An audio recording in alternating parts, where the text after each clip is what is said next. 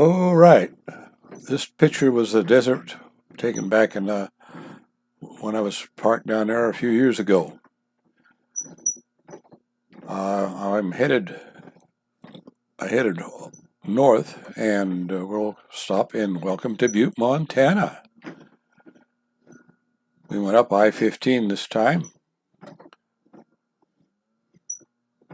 and welcome.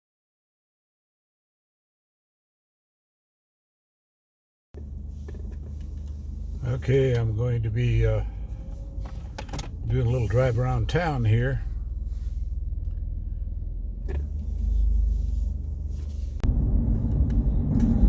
Okay, we're going up Montana Street here, and we'll be traveling up. We're going north, and just as we go up here, this is a street I used to travel many times. Headed for Uptown Butte. I'll catch you on a little bit later as we gather, and you'll just hear the video recording that's on this tape.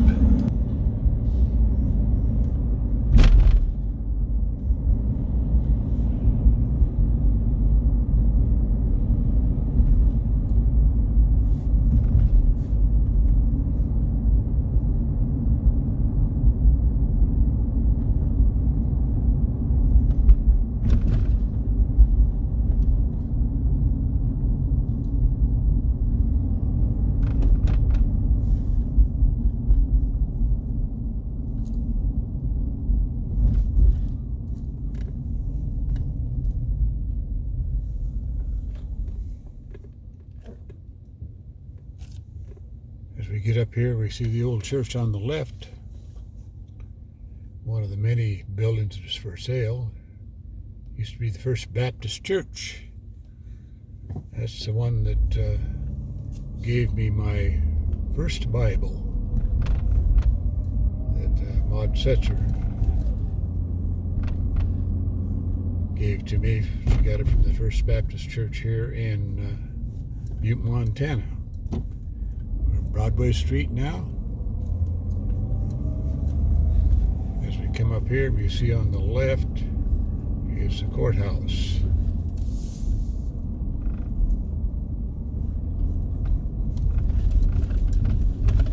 Many old historical buildings in the area. Many of them for sale now. There's the First Church of Christ there in Mountain View. A lot of the churches are closed now. There's not enough people around anymore.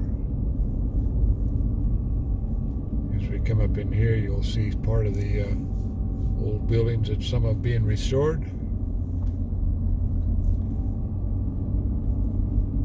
We're headed up towards the upper hill here.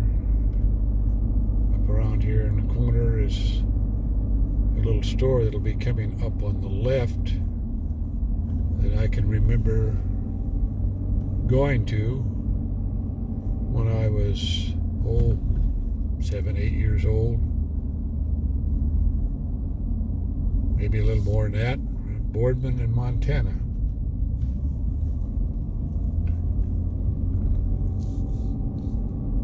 This is the area up in here where I used to come up, and the Roberts family lived up in here somewhere. I can't remember where, but traveled up this way many times. The old buildings there on the left.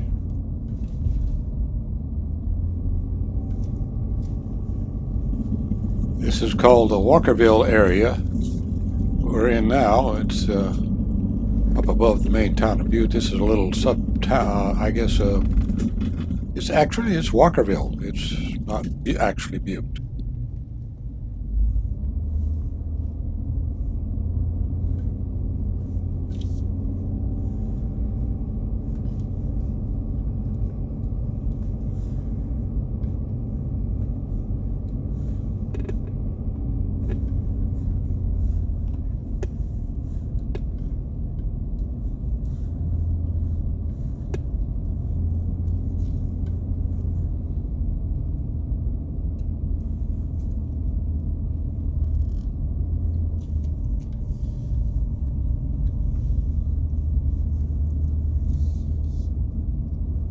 we can't get up here to a spot.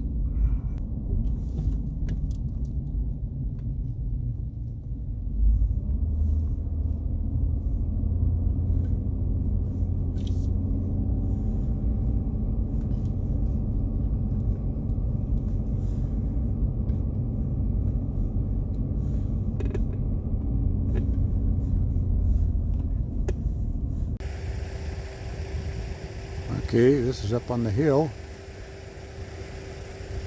View from up here.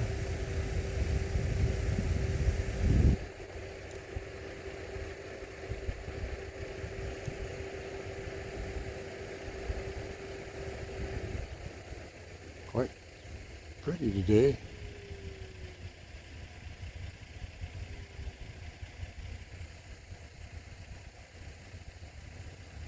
Pan around here, see if I can do it slowly.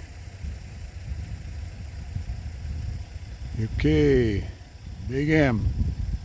This is from up on the hill on top. Looking down on the M. The university down there. Over towards this way.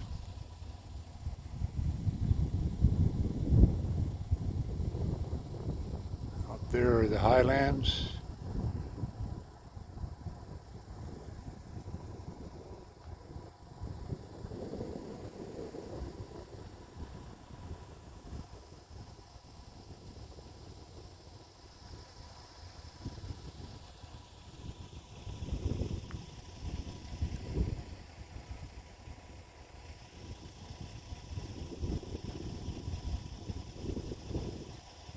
Our video is not the best right there. There's the Big M.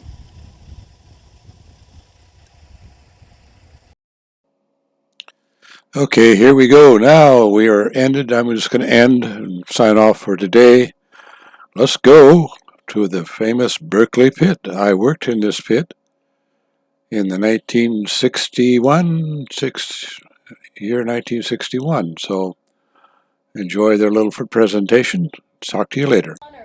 Not only electrified America, but also financed the Industrial Revolution. By the 1950s, millions of pounds of ore had been extracted from the Butte Hill.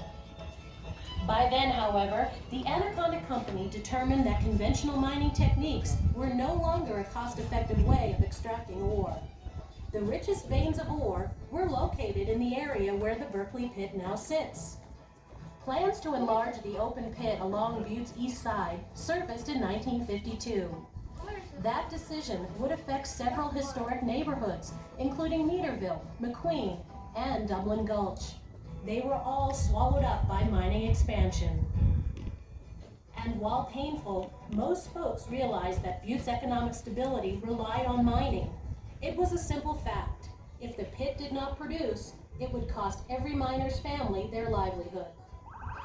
Digging in the open pit began in 1954, and 1 year later, the first load of ore was shipped to the nearby town of Anaconda for smelting. In 1963, the Anaconda Company completed construction on a multi-million-dollar facility to concentrate nearly 45,000 tons of ore each day. This concentrator can be seen to the east of the viewing stand. The pit grew to become not only the largest truck-operated open-pit mine in the United States, but also the richest copper mine. Approximately 1.4 billion tons of ore were extracted from the Berkeley Pit. In 1977, the Atlantic Richfield Company purchased the pit along with several other mining operations from the Anaconda Company. By 1982, the price of copper had fallen so much that the Berkeley Pit was shut down. On April 20th, 1983, the decision was made to turn off the pumps that were diverting water from the pit and other underground mine shafts. That water would preserve the mine for future use, conserve costly electricity, and prevent the pit walls from caving in. The year 1986 was the start of a new era of mining in Butte, Montana. Montana Resources Incorporated has been mining copper and several other minerals from the Continental Pit located to the east of the viewing stand. If you look closely, you can see the operation exploration going on right now. The Berkeley Pit is more than 7,000 feet long, 5,600 feet wide, and more than 1,800 feet deep. According to a 1994 record of decision set by state and national environmental agencies, the pit water is safely below the bedrock level and will be safely treated before it ever reaches that point. The most recent data confirms what is called the critical water level sometime near the year 2023.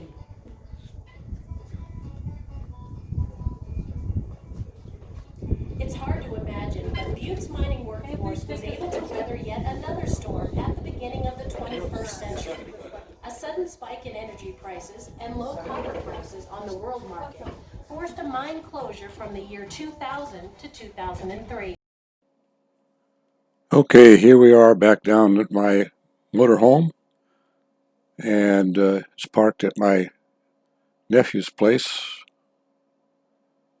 This is a Montana State Bank building. Uptown Butte. Let's look at a couple of tourist spots. There is a Lady on the Mountain, famous in the city of Butte, Montana. And she is way up there in the mountain. You can take tours of her. You have to go to the town center and take a bus up there.